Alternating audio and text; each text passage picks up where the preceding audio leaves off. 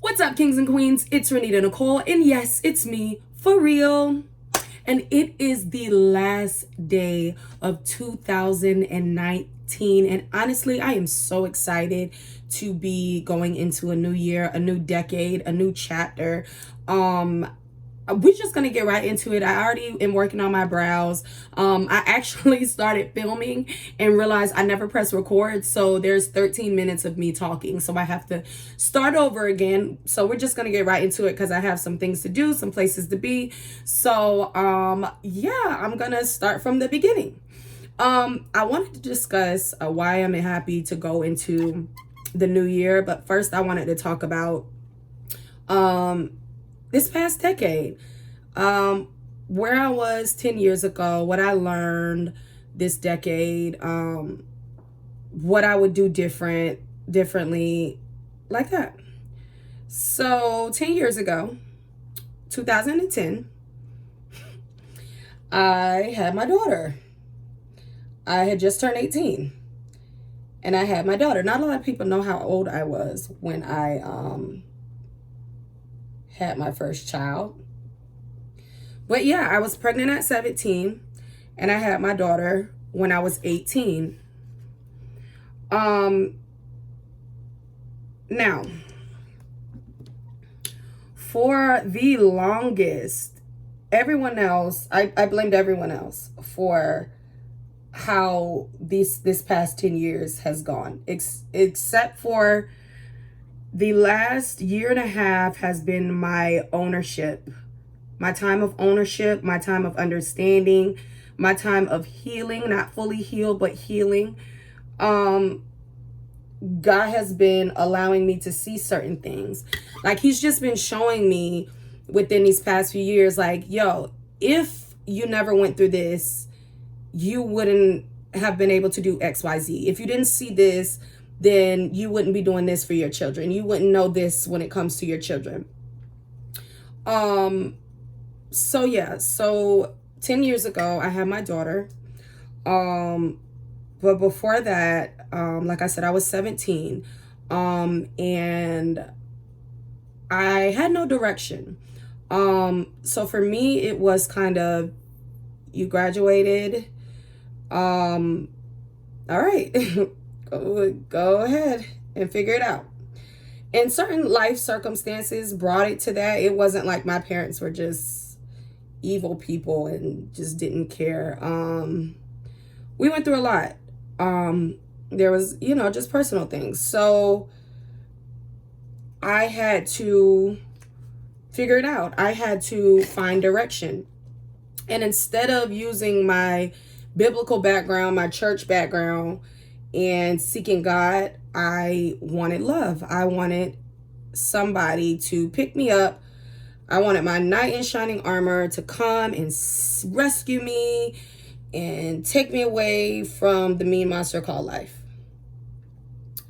Instead, as a 17-year-old, I met a grown man who was doing his sixth year in his four-year degree. Lord forgive me. Sorry, I said I wasn't gonna be shady. But no, seriously, I said I did my brows and I've been spending. Okay. But yeah, so I met a man who loved me. Now at this time, now I'll say something about my upbringing. We went to church. We were active in church. I've sang my whole life, so we were active in church. We went to church. I have a pretty much churchy background. But we also went through a lot of other things. For those of you who know, my mom was in a car accident when I was 7. We were all in the car. My sisters, myself, my mom, and my dad. We're all in the car, and we were in an accident. That's where I'll go with that. But my mom flew out the window. Didn't have her seatbelt on. She was ejected from the car, and she's had brain damage since then. that affected me. That affects me. Because, you know, growing up, where in the places that I grew up, everyone had their mom. Everyone had that mom cheering them on, that mom. We just didn't have that. Thank God, you know, I thank God every day that he spared her life. But I still didn't have the mom, the love, the guidance, the mom. I mean, anybody who has lost a parent or anything happened to their parent, they know that's important. And also, I never knew my real dad. I was raised by my father, and I would not call him my stepdad because he raised me. But I've just come to the realization, actually, in the past few years that really affected me. Not knowing who my father was. Not knowing why I didn't know who he was. Not knowing why it was a void that I didn't even know was empty. I didn't even know the void needed to be filled. But it was a void that needed to be filled that I wasn't even aware of. So, yeah, I was just a little girl with mommy and daddy issues, which, okay, I'm not going to claim that because I've never, ever claimed that, to have mommy, daddy issues. But, you know, I do think that affects a child. That's why, in retrospect, for a long time, I was like, how could you, you know, have a child so young and with a man that you don't even know you're going to be with because you were affected, you know? But it's like I don't know what it's called, but you think that most times people go through stuff and it makes them like better in those situations, like, oh, they didn't have their father, so they're a better father or they're a better mother. I think now I'm a better parent because I'm starting to realize it, but I did a lot of blaming in the beginning. So let's go back. I was in college and I just wanted to be loved. I've always sought attention. I always just wanted attention. So, and this is my truth. This is just my truth. This is my story. This is just how I'm owning my life. I'm owning my downfalls. So I'm in college. Like I said, I fall in love with the first guy. I literally think this was the first guy I met in college who told me that I was pretty. I mean, probably not the first, but I'm just saying, like, I'm pretty sure, like, because we met in my first few days of being at college. Now, I mean, I ain't hiding nothing from y'all, because guess what? That girl I was back then, like I told you guys a few videos ago, I don't even know her anymore. So, right. So, I'm with this guy, and literally, God is telling me, this man does not want to be with you. I'm telling myself, this man don't want to be with me. This man is telling me that he doesn't want to be with me. But I'm insisting that I'm going to be with this man because he told me he loved me. My friends, I mean, I lost, and I wouldn't say lost because God has been restoring a lot of relationships for me in the past few years. And I thank him wholeheartedly. But I felt like I lost a lot of people due to the decisions that I made when it came to men. A lot of amazing people. And unapologetically, I say it's because I wanted to be loved. I wanted that security. It was a security thing that I needed. Like, you know, I was figuring it out. I thought that when you're an adult, like, the first thing that you do is, like, go make a family. Go find somebody that's going to love you forever And it has to be a fairy tale because that's what I've seen. Like, it has to be a fairy tale.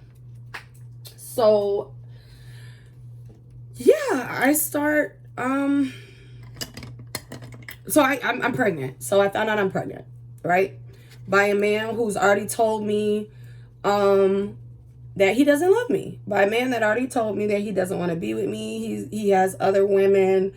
And this is not to say anything about him. Nothing negative about him at all. But this is, you know, he told me. I can't say I got played because he told me. He told me that he didn't want to be with me. So I'm pregnant with my daughter and figuring life out. At this point in time, I'm still in college, but I'm broke and pregnant, right?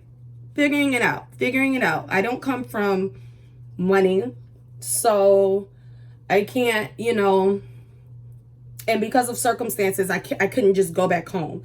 It wasn't like I could just say, you know what, forget it. But I did. So I had a chapter within this decade that I did go back home to my parents when I was still pregnant for a little bit, because all hell was breaking loose, and the only person who I could go to was my dad. So I went to my dad. And again, not having a mom through all of this affected me. Like I said, she was there, but because of her brain damage, I didn't have guidance. I didn't have that mom to say,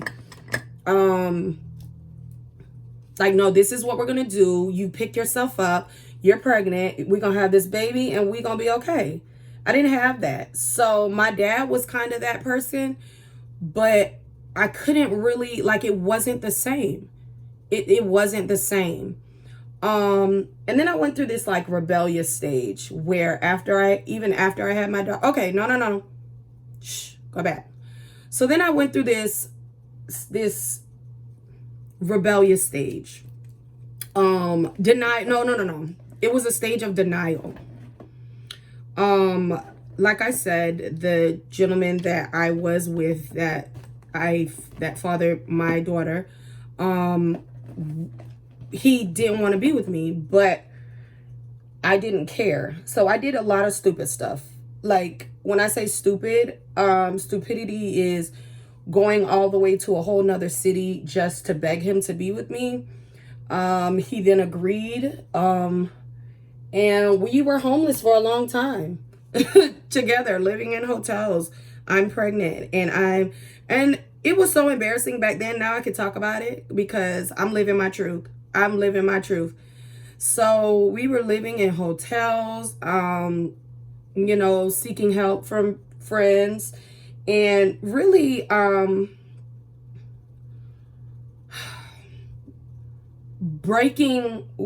was really breaking myself more. So then fast forward about a month before I had my daughter, we decided to get married. I don't even remember that conversation. And I realize as well throughout the years, I have a lot of repressed memories. So there are a lot of things that people will tell me that happened, and I'm like, yo, I really don't remember that. Yeah. So, but I do know that, yeah, I probably decided it and told him that we were going to get married. We were going to church at the time, and, you know, I talked him into marrying me. And then a few months later, my light is like blinking. I don't know why. And then a few months later, we were divorced. So, yeah. So, that chapter in my life, I lost a lot of people. I lost myself. I was in a extremely abusive situation. I was in a extremely tumultuous situation. And I had a young daughter. So I moved to another city at this time. And when I moved this time, I said, okay, I'm going to do things differently. I got me a place, you know, I was working, and then I met another man. And he was into music, so it was easy for him to, because I was just so, you know, what's the word I'm looking for? Vulnerable. I was so vulnerable, and I just wanted to be loved. So he's like, hey girl, this is really probably how he said it. Hey girl, you want to do some music? I think he hit me up on social media. This is when Facebook was just popping. Well, it was popping at the time. No, Facebook is, whatever. This is when Facebook was popping at the time. And he hit me up and was like, we should do music together. We linked up. And I promise you, ever since the first day, the day that I met him, we were together ever since. Like I said, I had my little place at that time. So he was like staying at my place. And I didn't care about anything. Like I said, I had my daughter. He was helping me. This random man was helping me raise my daughter. And I would say he did an awesome job. He loved my child. So he did an awesome job helping me raise my child. But I ended up getting pregnant again twice. Getting evicted from my apartments. I had like 2 that I got evicted from. I was living carelessly because I wanted to be loved. I was knowingly being cheated on, again, in another abusive relationship, out of one abusive relationship into another. So again, I went back home. I had to go back home.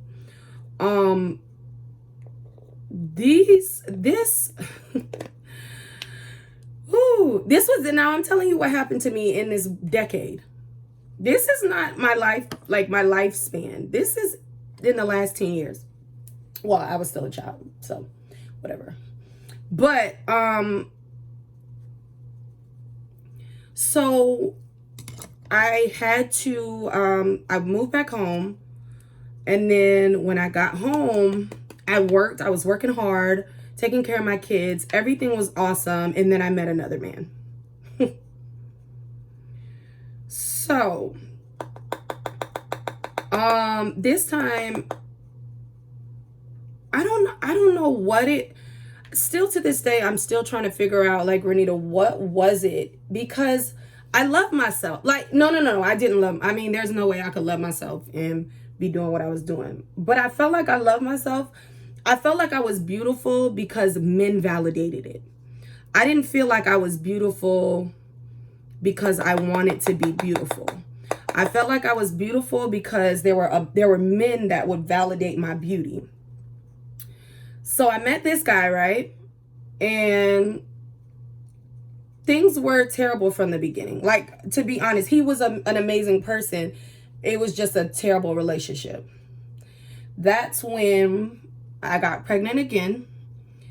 And at this point, I'm homeless again because I neglected all responsibility. Like, and and at one point in time of my life, do I blame anybody but myself? I neglected responsibility. I was pregnant. I was homeless because I was neglecting responsibility. And as I was homeless, I was actually living in a shelter, and somebody was talking to me about adoption. I was all out of options. At the time, me and the guy that I was pregnant by, we were no longer together. That's not why I was considering adoption, though. I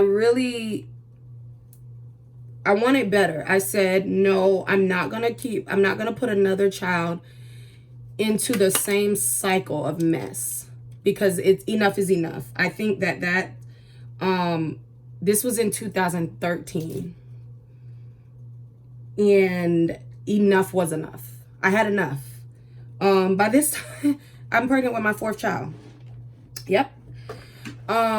So I'm enough was enough. So I found a Christian counselor and we went through the process. And I had the baby and she was given up for adoption, to an amazing family.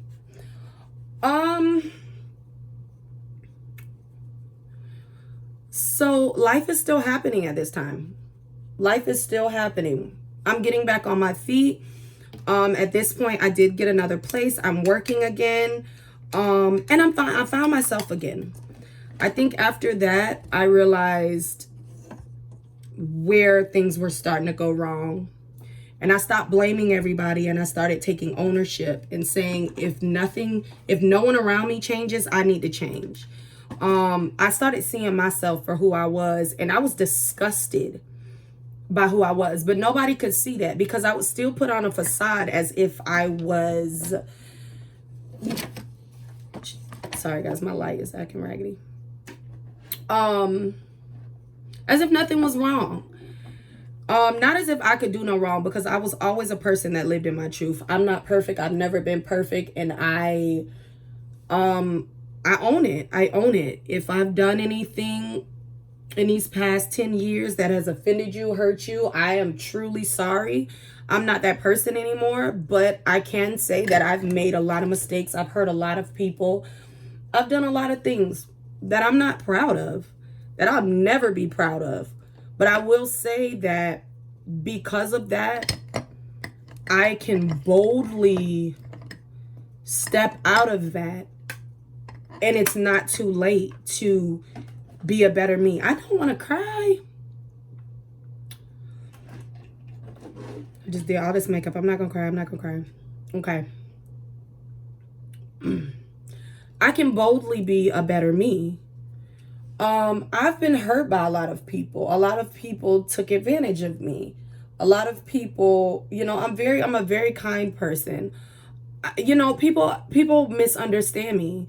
I literally want love. I want to love people. I want people to love me. I want people to see me.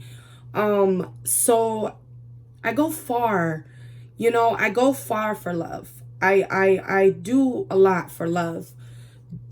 Not just for a man anymore. Like now in the chapter I am now, since then, I still am at a place where I just long for love, for people. I love family because of the things that I've gone through. I'm a lover of family. I want I want friends that are like family. I want people around me that just love to be around me, that just love me because I'm their friend. I'm your people. So I did end up having another child, my youngest, 4 years ago. He just turned 4. His father is selfless. He's patient. He's amazing. He taught me a lot about myself. He taught me a lot about myself. He's not perfect, but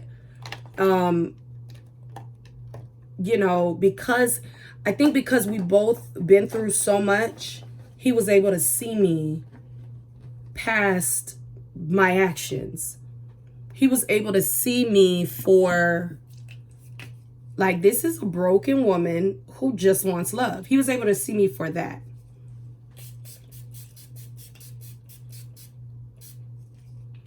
I gotta let this cool down. This dry up. So what I would have done differently, I definitely would have, like, if I could tell my younger self something, this is so cliche, but I would say to love myself before anything else, before anybody else, to love myself.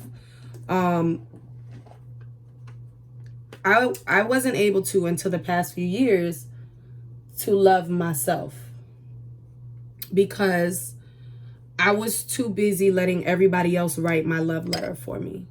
I was too busy allowing everybody else to determine my worth, who I was. And for that younger me, I'm sorry. I thank God for letting me see what I've seen,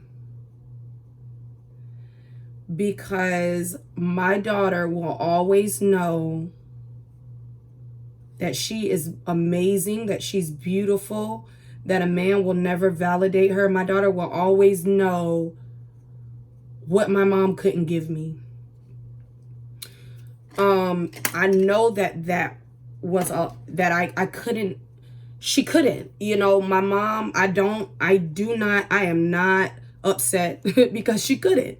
She didn't, it wasn't like she chose to walk out of my life. I'm in a situation where I had a mom who just couldn't be there because circumstances in life. And for a long time, I asked God, why would you allow us to, why, why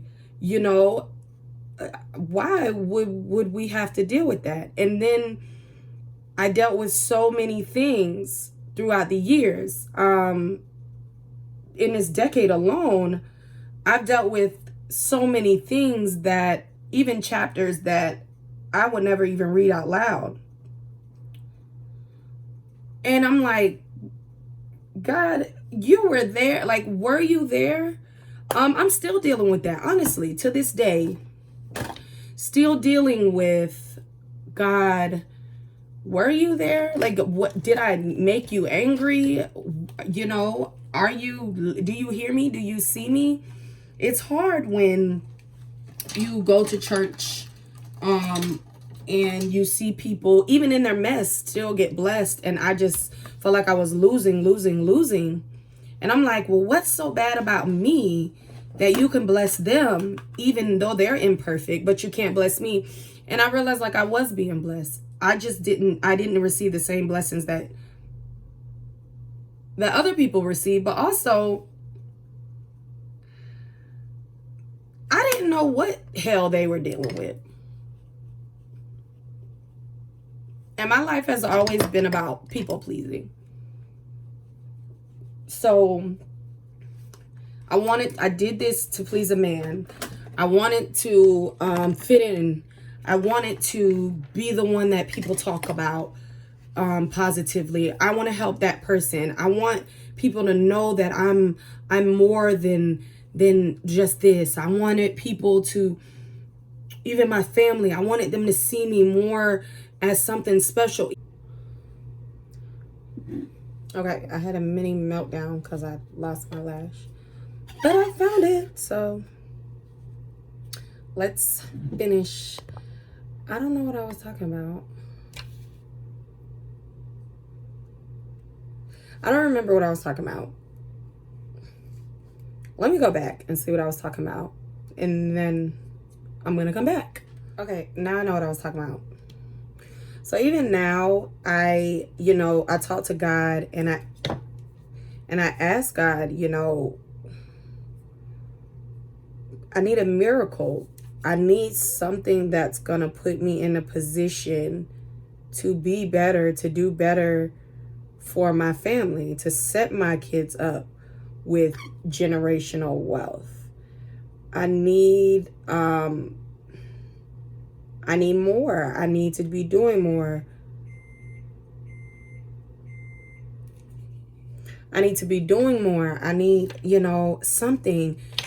People have told me, if I was this talented, I would be doing XYZ. And it makes me feel like I've just wasted so much time. But it's not easy. It's really not easy, especially nowadays. There are so many talented people. I do feel like there were a lot of opportunities that were missed. I do feel like if I hadn't made certain decisions, or I hadn't wasted my time with certain things and certain people, I do feel like I would be a lot further. I don't blame anybody but myself for that. But I do know that there's another level in this new season that God is going to take me. I do believe that wholeheartedly, that God is going to take me to a whole nother level. And no matter how many times I mess up, he keeps picking me up. I've been depressed.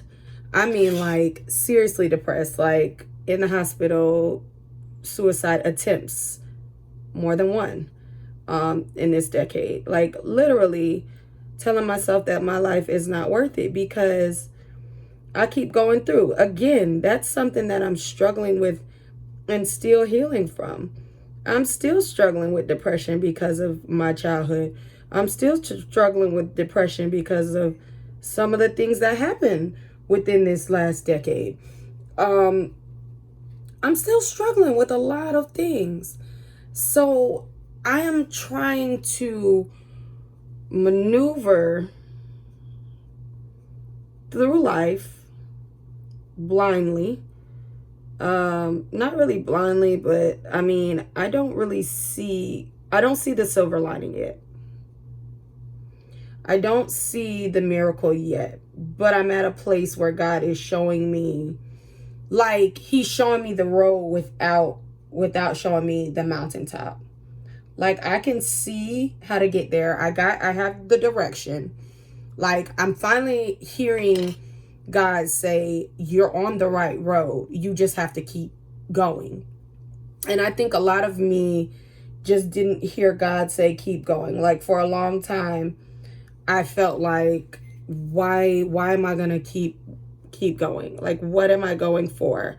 I'm not going to keep walking down this road and there's more destruction. Like, that's stupid. This is obviously the wrong road. In all of this, what I wouldn't change, number one, is my children. God has blessed me with some amazing children. I would say having children young, like if I talk to my younger self, you know, I wouldn't have had children young. I wouldn't have had children young, but because, especially with having a little girl, my daughter is 9 years old. So spending almost a decade with her is like, it was a roller coaster ride. It was a roller coaster ride. I did not know what I was doing. It was a roller coaster ride that I wanted to get off of every day. I put that lash on all wrong and couldn't fix it. So, yep, that's the joys of doing my makeup. But I wouldn't trade it for the world, because I know now what I know because of that. Because of the mistakes that I've made. Because of the downfalls. I mean, and downfalls and downfalls. And there were ups. There were a lot of amazing times. I'm not saying my whole life has been just crap, but I am saying that for the most of this decade, I was depressed and unhappy. I was living in a little girl's body, or not body, mind. I was growing up, but I still had the same. I wanted my real dad. I wanted, to be loved. I wanted to be wanted. Something that most children get in their household, that I didn't get. I couldn't get. So I longed for those things so much that I was willing to do pretty much anything to get it. I was willing to do pretty much anything. And I really wish, I had someone who was there to tell me, like, no, that's like, come on, girl, love yourself. You got this. But another thing with my depression, I had this thing with time where a day would go by and I would just be like, this is life. Life is just days going by. Life is not meant to be happy. Life is not meant to be fun. For me, life is days going by, and every day we're going to see what happens with this day. There was no joy. It wasn't like I was living my life. I was just alive. I was breathing, but I wasn't living. And that's one thing that I regret, that I kept myself from living, all because I didn't know how to be alive. I didn't know how to maneuver. I didn't know how to operate. I didn't know how to, I didn't know how. I didn't know what I was doing. I had no direction. Even now, I'm teaching myself how to be an adult. Now, society would tell you, well, you have no choice. You're an adult now. You're an adult now. Make no excuses. But really, like, when you don't know, like, where do you learn that stuff from? Like, in the year millennials, as they say we are, look, where do we learn that stuff from? If we don't get it from home, like, what teaches us about debt? Besides the fact that we get in debt and then we learn, oh, snap, that's what debt is. Like, life experiences is what's teaching me life. And I really wish I had something or someone to tell me, like, this is like, I knew right from wrong. So I'm not saying I needed somebody to tell me how to live, but I mean, how to adult. Like, I didn't know how to adult. I was a kid being an adult, and I didn't know what I was doing. I didn't know what I was doing. I didn't know if it was right or wrong. I just knew that I was doing it, and oh well, so be it. And then I realized it was wrong when everybody started ridiculing me. Okay, guys, I had to get my lashes on because it just wasn't working on camera. But yeah, I will say this. I am excited to be going into this new decade, this new chapter, this new year, because this is my year of, I'm taking stuff back. This is my year where I'm going to get everything, I'm no apologies. I'm going to get everything that God has promised me. Because for so long, I was waiting and waiting and waiting for a miracle. And it's like, I had the faith, but not the work. And faith without works, we know, is dead, right? So if I say that I believe that, then I got to put that faith into action. And I'm going to move this year. I'm moving, and if you're with me, and you my people, and you say you're with me, I really hope you're with me, because I really do think that this is going to be an amazing year for me. Let me be selfish with that real quick, because I'm no longer living in what I did.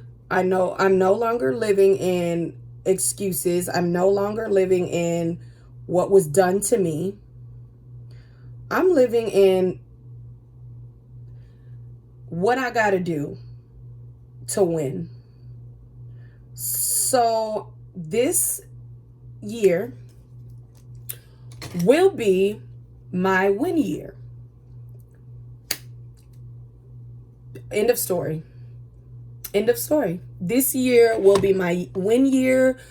I am going to do more on my channel. I'm going to elevate. I'm going to be out there. I'm going to do everything that I've been holding myself back from.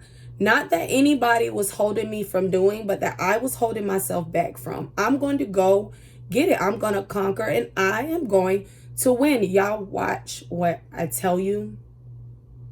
this is my win year coming up. I hope you guys like this little story time. Get ready with me. This is my story. That was my truth. Pretty much what I learned the last decade. I hope you guys enjoyed it. I hope you guys respect it. It was real raw. That's one of my first times just coming out and just telling my real story, like some of it, just this past 10 years. You know, if you guys want to hear more story times like this, I will do something like this about my childhood, about growing up with my mom. I definitely will give you guys more content like this because I do feel like it's needed for the younger me. I know I would have needed a video like this. So if maybe one girl who's 17, 18 catches my video and they're like, yo, this is dope. Now I know I gotta stay focused, because that's what it was for. God showed me that that's gonna be that's what it's for. God showed me that it was necessary. Everything that I've been trying to do my entire life, I'm gonna be able to do. I'm gonna be able to impact lives because I have a story to tell. This 10 years, I mean, before this decade, my story was developing, but this 10 years, I mean, I have some women who need this story. Just this 10 years, some young women who need this story. So I want you guys to share this so that you can bless somebody, to bless somebody else. Happy New Year. Win in 2020. I love you guys to life. I'll see you next year.